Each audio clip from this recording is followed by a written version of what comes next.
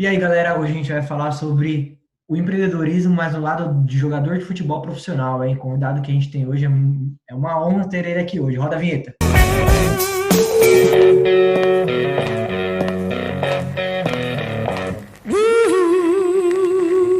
Bom, galera, tô aqui para mais uma entrevista. Tô aqui com um jogador profissional de futebol, tá? Ele joga na Europa, um time alemão.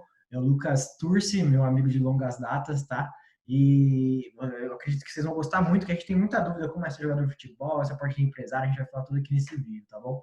Eu vou passar a palavra para ele. Lucas, eu peço para você se apresentar, já começar a contar um pouco da sua história, desde o começo, como é que foi, tudo. A palavra tá com você aí. Obrigado, viu, mais uma vez por participar com a gente. Que é isso, meu amigo. Eu que agradeço vocês aí, pessoal do canal, pelo convite. Então, eu sou o Lucas, mais conhecido como Lucas Turci, né? Como canhoto, esquerda também no bairro onde eu morava, de onde eu vim, de Ermelino Matarazzo. Tenho 23 anos. Hoje jogo aqui na Alemanha, já tenho 3 anos. No futebol eu comecei muito cedo, né? Eu tinha entre 6 e 7 anos.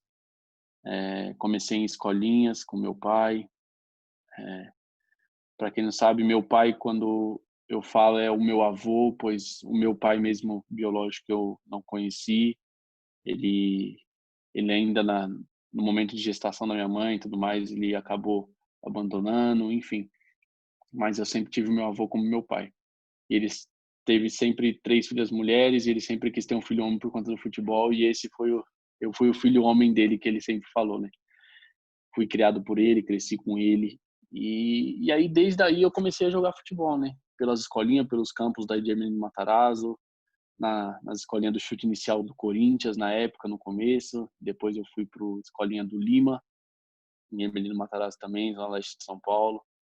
E aí foi onde eu comecei nas escolinhas, até eu ir para o primeiro clube meu, que foi o São Paulo. Fui fazer uma peneira, onde eu passei e fiquei 3 anos lá. E depois de 3 anos, eu tive uma passagem pelo Corinthians, também de um tempo pela Portuguesa, e aí foi onde eu fui para o Santo André, onde eu fiquei muito tempo lá, fiquei praticamente 4 anos, e aí de lá eu fui para o São Caetano, foi onde eu me profissionalizei, foi meu primeiro clube profissional. E aí, depois do São Caetano, foi onde eu vim para a Alemanha. O Lucas, mais uma vez, obrigado aí por você estar com a gente, né? Eu queria fazer uma pergunta referente a empresário, né? Muito se fala sobre empresário, que é muito difícil alavancar, né, a carreira sem empresário e tal.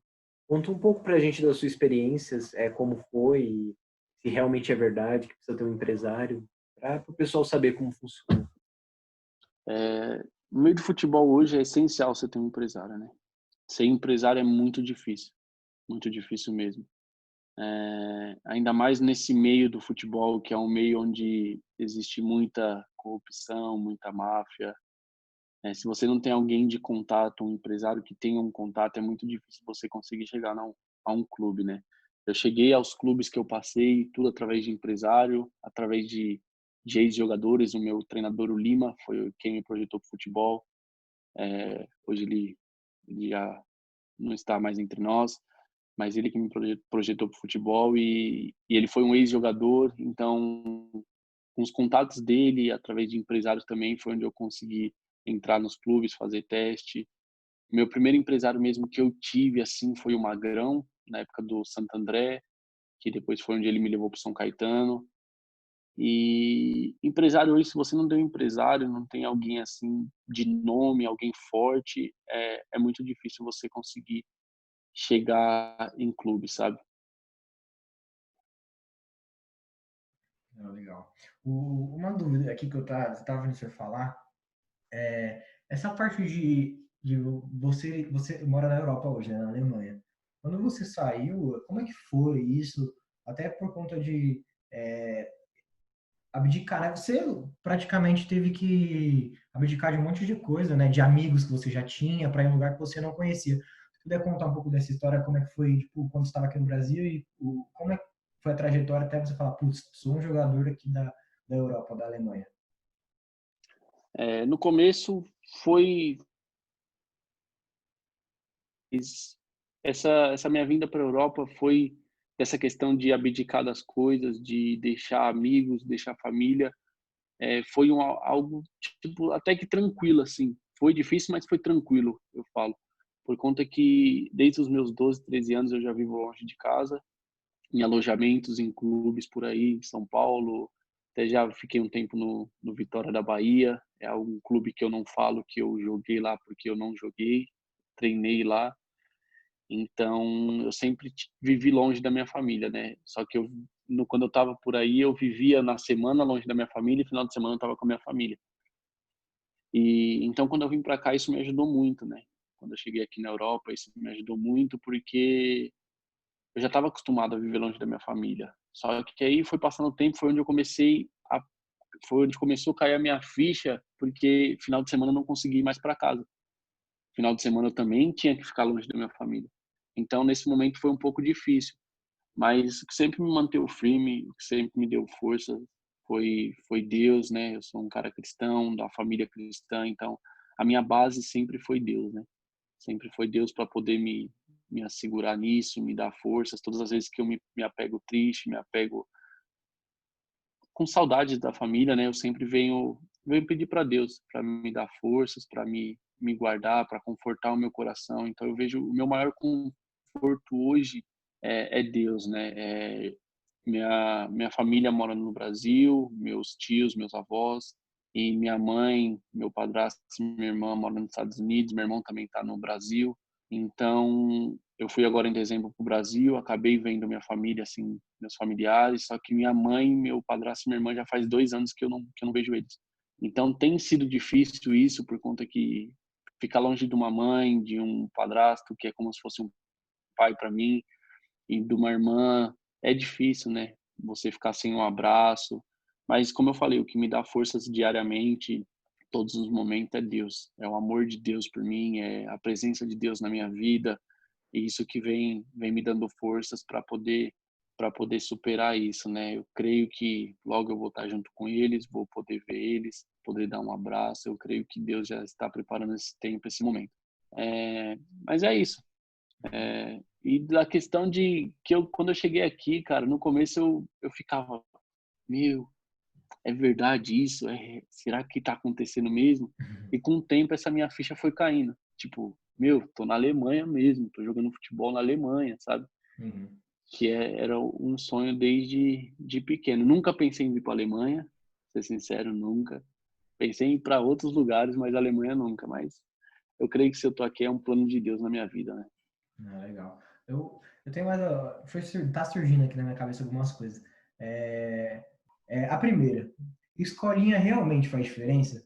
Tá? É uma coisa que eu fiz escolinha, era ruim pra caramba, né? Mas, tipo, pelo menos ninguém que eu conheço, que não tive contato, pelo menos nas redes sociais, virou jogador. Então, eu tenho uma dúvida se realmente escolinha faz diferença. Ou o cara tem que ir pra peneira, sei lá, tem que ir atrás de empresário, ou a escolinha é mais para treinar, alguma coisa desse tipo. A segunda você comentou até que a gente estava conversando aqui, que você falou que construíram um estádio gigantesco, não, mas de quantos milhões de euros você comentou?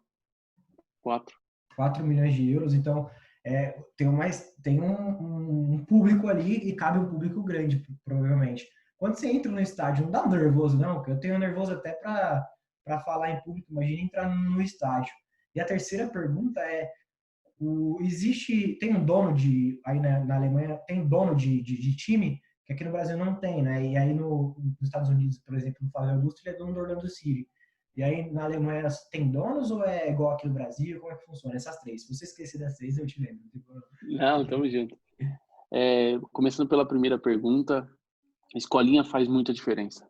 Quando você se tem um treinador, alguém que realmente estudou, que realmente conhece o meio, que realmente às vezes jogou futebol, faz muita diferença. Porque eu vejo que futebol, né? Eu não digo só no futebol, em todas as coisas que nós vamos fazer, nós precisamos treinar para aquilo que nós queremos fazer, né? Então, escolinha faz muita diferença, muita, muita diferença. Como eu falei, quem me projetou o futebol foi o Lima, então eu aprendi muito com ele, sabe? Eu digo, por exemplo, eu sou canhoto de pé, né, de chute, com a bola. E eu aprendi com ele, durante o tempo da minha escolinha, a fazer as coisas que eu fazia com a esquerda, com a direita também. Claro que não com a mesma qualidade, mas eu fui melhorando e aprimorando a cada dia mais, entende? Então, escolinha faz muita diferença. O treinamento faz muita diferença. Quando você treina, faz muita diferença, sabe? E da segunda pergunta, cara, frio na barriga eu tenho sempre. Sempre, sempre, sempre. Todas as vezes que eu entro dentro de campo, até antes de chegar dentro do campo, antes de chegar do estádio, no caminho para o estádio, eu já começo a sentir um frio na barriga, já começa a dar aquele friozinho. E é algo que um treinador falou para mim uma vez e que sempre vou carregar comigo. A partir do momento que você sente ainda esse frio na barriga, é porque você tem vontade de jogar futebol ainda. E a partir do momento que esse frio na barriga subir, você pode parar de jogar, porque acabou essa vontade que você tinha de jogar futebol, sabe? O prazer de jogar futebol acabou ali para você. Então, todas as vezes eu tenho frio na barriga, até começar o jogo. Depois que começa o jogo, você toca na bola ali, você rela na bola, aí essa tensão, esse frio na barriga já vai saindo e fica mais tranquilo pro jogo, né? Até a hora que você chega, você já esquece que existe frio na barriga. Você fica só na adrenalina do jogo ali. E a terceira pergunta, eu não vou conseguir te responder diretamente se existe um dono, assim, do clube mesmo, por exemplo, do meu. Eu sei que tem o presidente, onde é responsável por tudo, por todas as coisas que acontecem dentro do clube, mas dizer se ele é o dono do clube, eu não sei. Por exemplo, o meu clube faz parte de uma cidade, é o time da cidade, Pforzheim, da onde eu moro. Aqui na Alemanha, a Alemanha é pequena, assim, comparada, tipo, ao Brasil. O Brasil hoje, Minas Gerais é maior que a Alemanha toda. Então, aqui tem muitas cidades pequenas que chamam Dorf. Então, é várias cidades pequenas. E eu moro em uma delas. E eu jogo no time da cidade.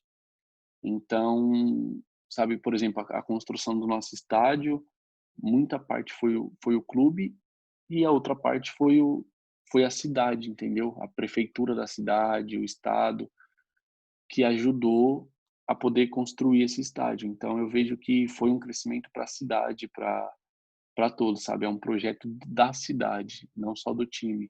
Um projeto onde, que nem nosso time está querendo subir de divisão, então eles construíram esse estádio, sabe, para dar um volume a mais na cidade, para as pessoas virem ver esse novo estádio, para encher mais o estádio, entende? Então eu vejo que foi um negócio para a cidade.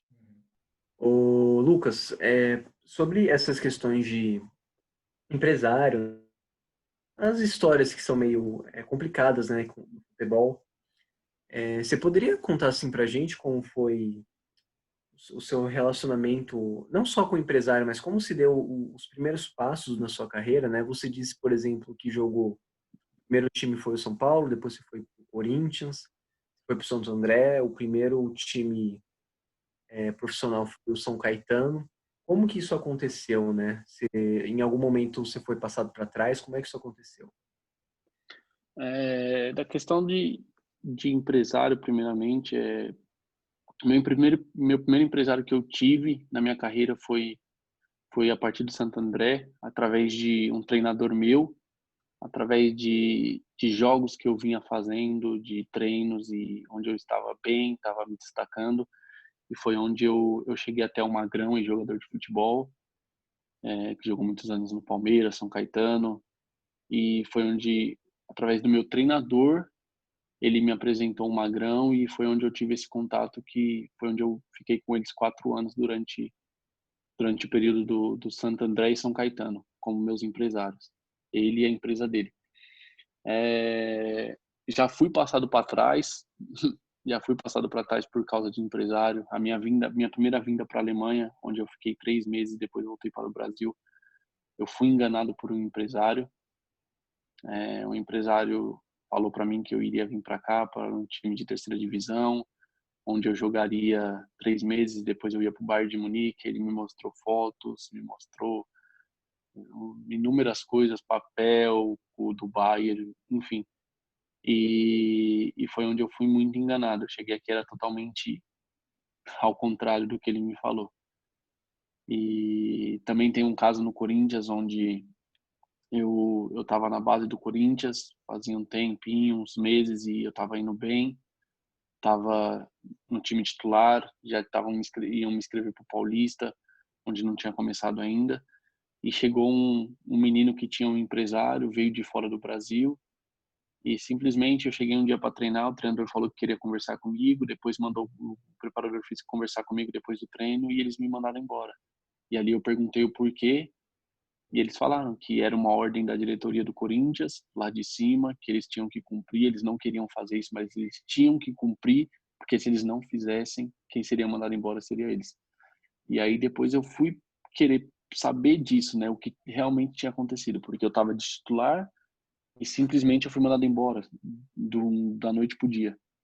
E aí foi onde eu descobri que o empresário desse menino que chegou, ele deu dinheiro para a diretoria do Corinthians e foi onde eu fui mandado embora.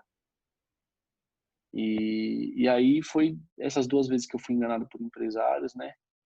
Mas fora isso, eu sempre tive, por exemplo, o Magrão foi alguém que foi uma pessoa que me ajudou muito no meio do futebol.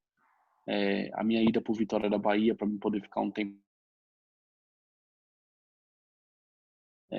O São Caetano quem me levou foi ele.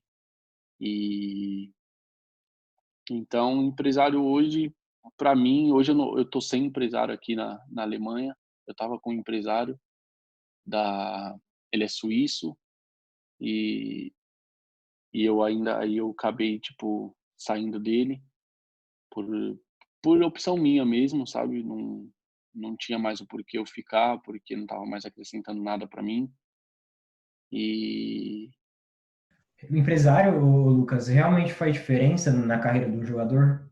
Para ser empresário é muito difícil de dar certo ou não? sim, o empresário faz muita diferença, muita diferença. Se você não tem um empresário hoje, para você conseguir chegar num clube é muito difícil, porque o empresário faz total diferença. Os clubes hoje procuram empresários para ter jogador, sabe? Eles não vão ir numa feira, um clube e vai pegar um jogador, sabe? Eles preferem pegar de empresário, porque sabe que aquele jogador tem um DVD, que é onde eles podem ver pelo DVD e se gostarem já podem pegar e contratar, sabe? Não tem aquele processo de fazer teste ou algo do tipo, entende? Então, empresário hoje no futebol é essencial. Se você não tem empresário é muito difícil. Mesmo com empresário é difícil, se você não tem empresário que tenha um contato bom, que tenha um envolvimento dentro do futebol grande, é muito difícil, sabe? Mas sem, eu vejo que é muito difícil, mesmo, mesmo, mesmo. Claro que para Deus nada é impossível, né? Sim, sim. Nós temos que pensar que nosso empresário é Deus. Para mim, eu sempre coloco isso. Meu empresário é Deus. Que nem eu estava com um agora, eu simplesmente saí por opção minha e eu vejo que meu empresário é Deus, sabe? Pessoas estão ligando para falar comigo, empresários, entende? Então, como eu falei, é por opção mesmo que eu que saí do meu. Legal. Referente aos times que você falou Aham. que passou foi pro o primeiro contrato profissional foi no Santo André, né? São Mas Caetano. São Caetano, desculpa, São São Caetano. Caetano.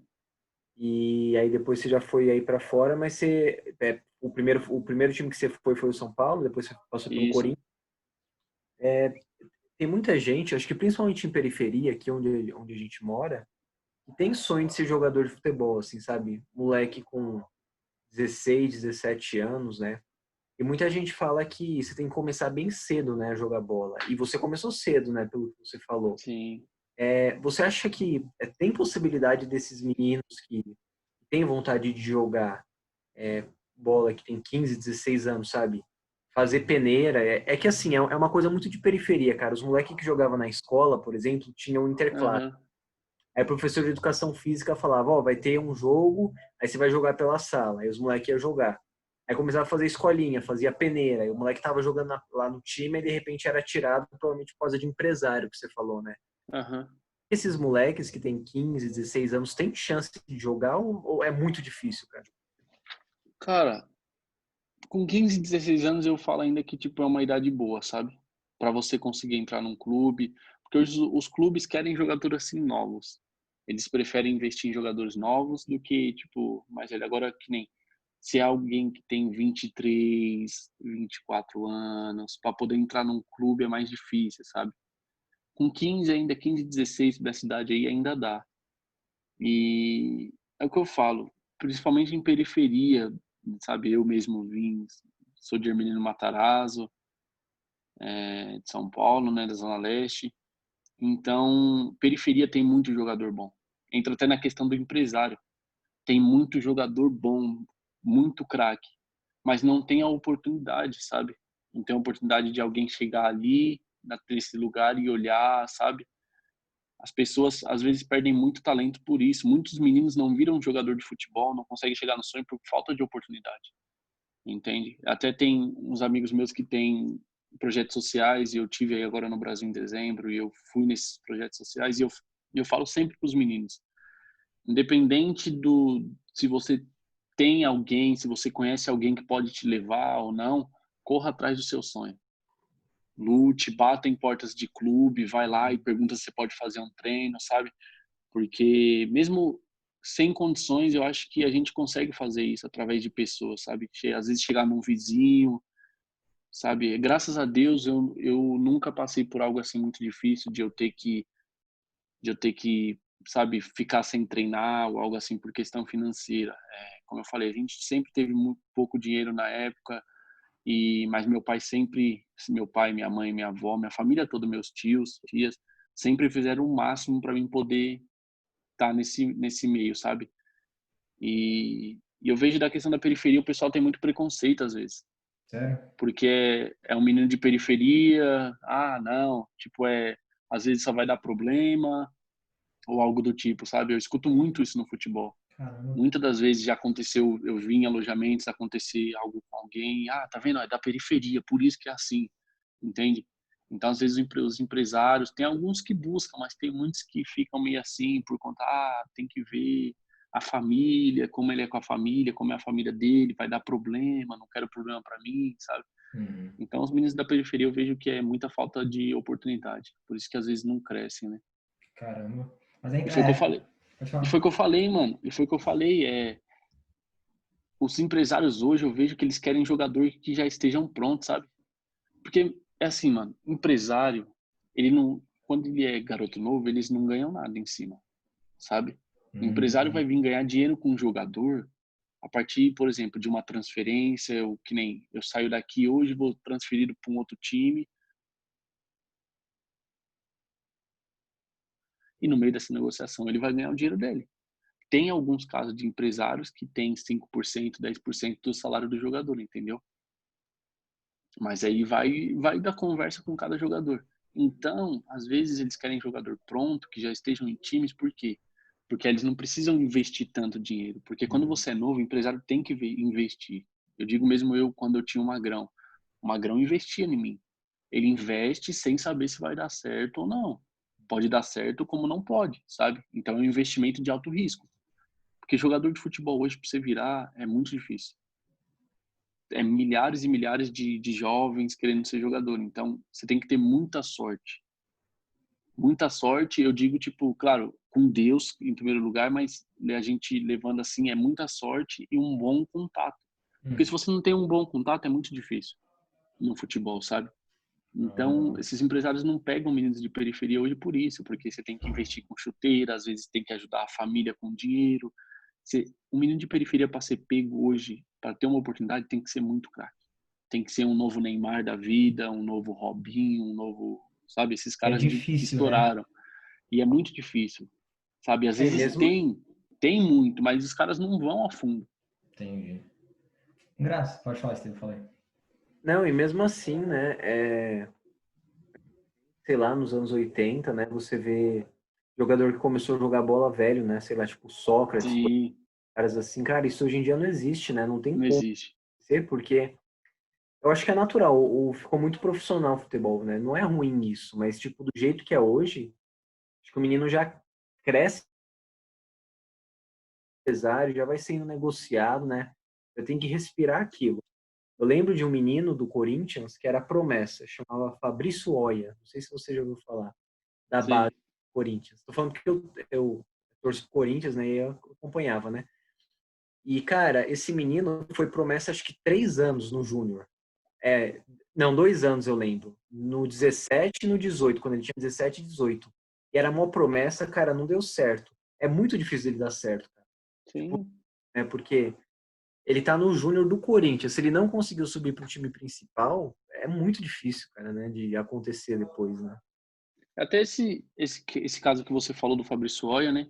Tem muitos outros jogadores que, às vezes, na base é promessa, é algo assim, mas não estoura, não chega ali, não, sabe? A transição, eu falo sempre, eu aprendi isso e sempre falo para as pessoas que me perguntam. A transição mais difícil hoje no futebol não é você manter na base, jogar na base. A maior transição é essa da base do sub-20 para o profissional, porque é muita diferença. Você muda completamente. É totalmente um jogo totalmente diferente. Às vezes as pessoas me falam: "Ah, vai ser fácil jogar lá em cima. Tipo, os caras não correm tanto, o profissional é mais cabeça e tal". Mas essa transição, se você não se encaixar, não se adequar ao estilo de jogo profissionalmente, é muito difícil. Muito difícil. Você vê muitos craques, eu conheço muitos meninos que eram promessas de muitos clubes na base, só que chegaram no profissional e não vingaram. Eu falo até do próprio Corinthians, o Lulinha. Lulinha na base, esse moleque era um craque. Todo mundo falava dele, a nova promessa, nova promessa. Chegou no profissional, não vingou. Entende? Então é O muito Lulinha, difícil essa eu transição. lembro de uma época, cara, que o Lulinha, o passe dele colocaram em 50 milhões, né? O passe dele. Foi. E, cara, não deu certo, não vingou. Às vezes entra aquilo que você falou antes, sabe? Da questão das atrações que vem. Porque quando você sobe profissional, a cabeça totalmente muda, sabe? Eu conheço meninos que, primeiro salário profissional, compraram o carro e depois ficaram sem dinheiro para pagar carro, sabe? Mas queriam ter o carro para poder falar: ó, eu tô andando de BMW, tô andando de Mercedes, entende? Então essa transição é muito difícil. Se Sabe, você não tem uma cabeça boa, se você não tem uma direção, aquilo que você quer mesmo, você não consegue. interessante. Sabe o que eu tava pensando que eu tava falando aí? Além de você, no profissional, né, ter toda essa diferença de jogo, de tipo, ainda tem a pressão, por exemplo, se é o time da cidade que você comentou aí que você joga, né? Tem pressão da mídia daquela cidade, né? Tem a pressão dos torcedores, tem a sua própria pressão emocional. Se o cara não vem de uma família boa, né? Que, tipo, às vezes tem uma família sanguessuga, ou não é boa estruturada, o pai e mãe tá brigando, tem que pensar como é que tá acontecendo na casa. Então, tipo, além de tudo isso, né, tem todas essas pressões que as pessoas normais, tirando da mídia, né, que é uma pessoa normal não tem, vocês têm muito mais pressão que às vezes, sei lá, muito mais gente. As pessoas acham que o futebol, por jogar futebol, jogador de futebol, tem o que quer, compra o que quer. As pessoas acham que é fácil. Mas sabe, é muita coisa que, como você falou, a pressão que um jogador de futebol tem é muito. Eu vou dar um exemplo daqui, assim, tá de fora do país. Você tem uma pressão que você tá longe de todo mundo, você tá sozinho num país, você tá num lugar onde que a língua é totalmente diferente da que você fala, a cultura, e aí entra para a questão do jogo. Eles querem sempre você bem, se você não tá bem, eles não ligam pro que tá passando por trás de você, pelo que você tá passando, sabe? Eles querem resultado. Porque eu vejo um jogador hoje no mercado, é um número, é um cifrão. Os times pegam jogadores para fazer dinheiro. Nenhum time vai querer contratar um jogador para deixar ali vamos deixar esse jogador aqui por anos e anos e anos. Não. Bom, vai ter um momento que eles vão querer ganhar dinheiro em cima desse jogador, entende? Então a pressão é muito grande. Se você não tá rendendo, aí já começa a vir um monte de coisa. Não tá rendendo porque tá na noite, não tá rendendo por conta disso, sabe? Mas às vezes eles não entendem realmente o que o jogador passa, sabe? Por trás, familiar, enfim, são muitas coisas. Então a pressão no jogador de futebol é muito grande, é muito, muito grande, sabe? Mas o que me tranquiliza todas as vezes é porque, que nem eu, graças a Deus, como eu falei, sempre tive uma base familiar muito grande. E Uhum. todas as vezes que vem esse tipo de pressão, eu lembro de por que eu tô nisso. Muitas das vezes eu já pensei em desistir. Essa vez que eu fui mandado embora de São Paulo, do Corinthians, eu cheguei em casa, eu falei pro meu pai, pai, eu não vou jogar bola nunca mais na minha vida. Entende? Uhum.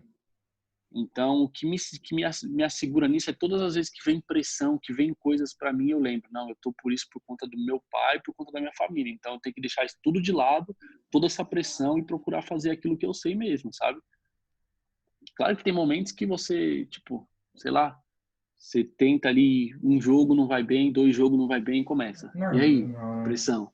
Aí você já senta no banco, aí você tá no banco de reserva, você fica com aquilo na sua cabeça. Cara, sabe, você olha assim, você fala, eu posso estar jogando nesse time, porque eu não tô jogando. Aí você tenta fazer as coisas dentro de campo e não deu certo. Para mim, eu falo que todas as vezes que aconteceu isso comigo foi por questão familiar. Às vezes um problema dentro de casa, alguém doente, sempre foi por esse motivo. Mas por outro motivo, eu consigo, graças a Deus, tirar essa pressão aí de letra. Muito legal, cara, muito legal mesmo. E pior que, assim, eu tô parando no meio corporativo, né? Tipo, muitas das coisas que você tá falando, a galera acha que a carreira de jogador é fácil, mas é como um emprego normal, né? Eu tô vendo, na verdade, que é até pior, porque no emprego corporativo, se eu tô de mau humor, meu chefe tenta ali entender, a galera sabe. Agora ali, mas é uma pessoa pública, mesmo que não seja de grande escala, sabe? A pessoa pública naquele lugar que você tá jogando ali, porque tem gente olhando. Então, né, a galera não tá nem aí, tá querendo cair Não matando, né? tá, não tá.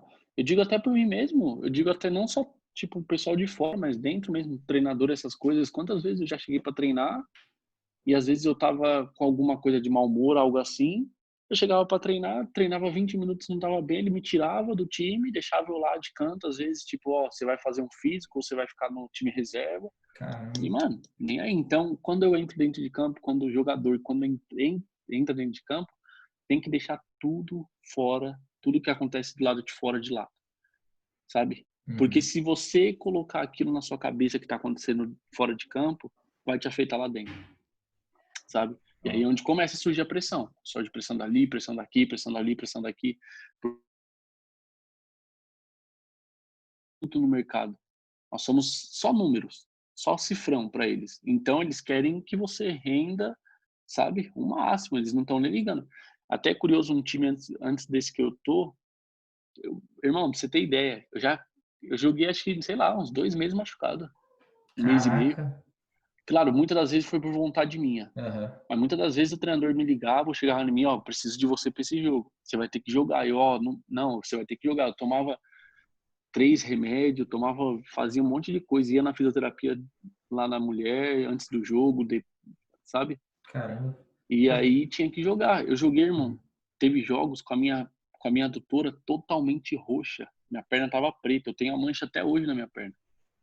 Entende? Mas muitas das vezes Caraca. foi por eu mesmo. Aí eu Aham. falei, não, vou jogar, quero jogar esse jogo. Mas muitas das vezes os treinadores pediam para mim e chegavam em mim, por favor, vai, você tem que jogar, tem que jogar, tem que jogar. E eu caía nisso e ia. Entende? Na pilha, né? Você tá jogando em qual Uhum. posição hoje? De volante. Volante? Jogo de volante. Legal, legal. Joguei minha base, Volante minha de, vida toda de lateral de Volante. esquerdo, marcação? de marcação.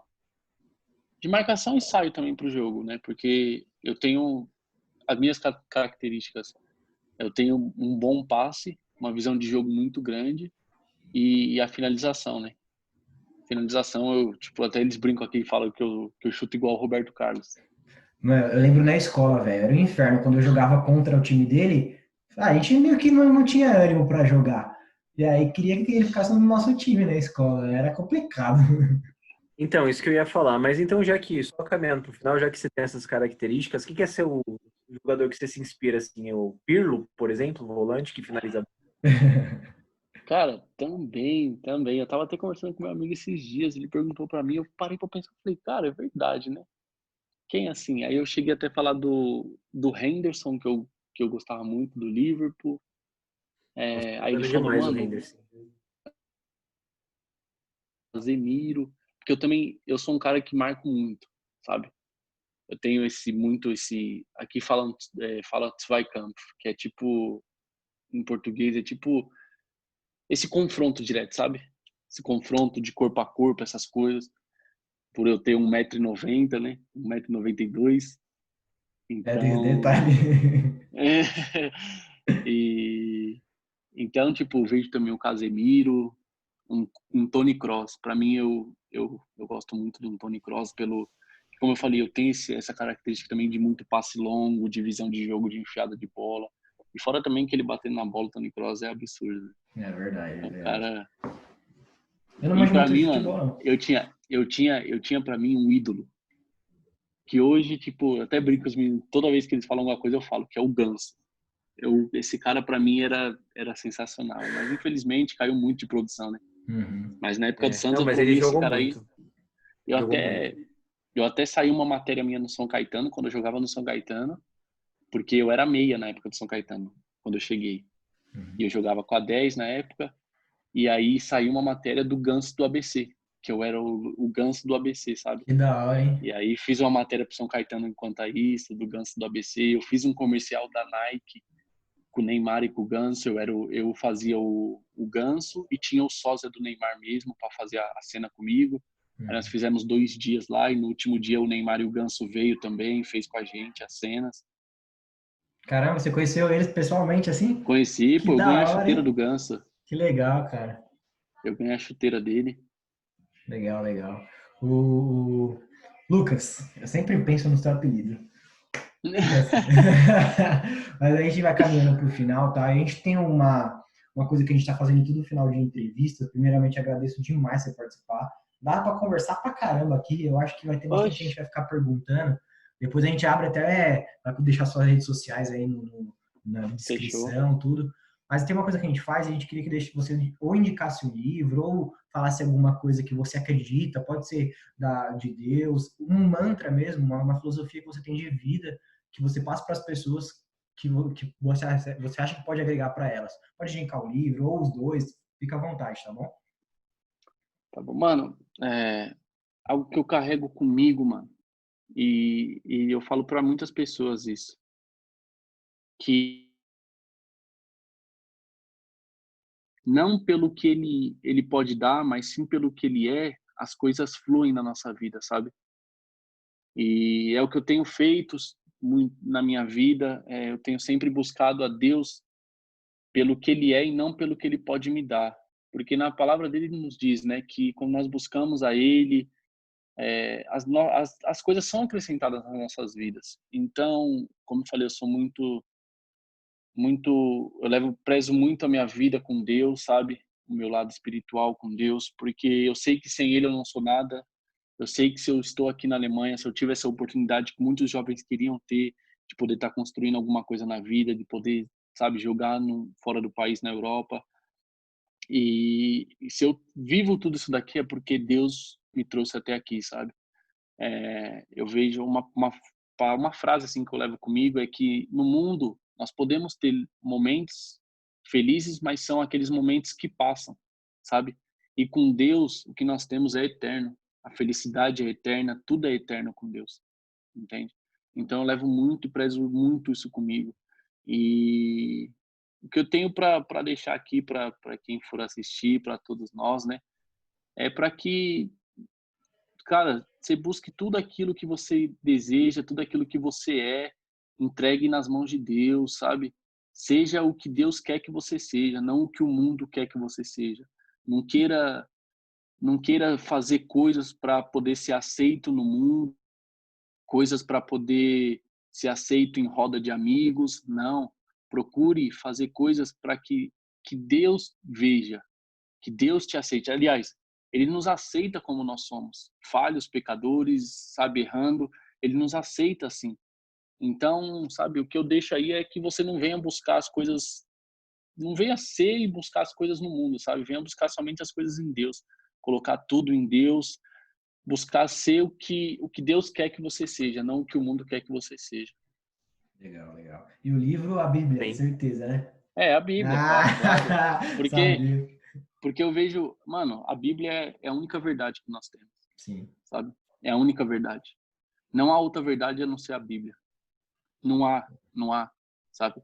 Então eu levo a minha vida baseada na palavra de Deus, porque ali é a verdade que tem para minha vida.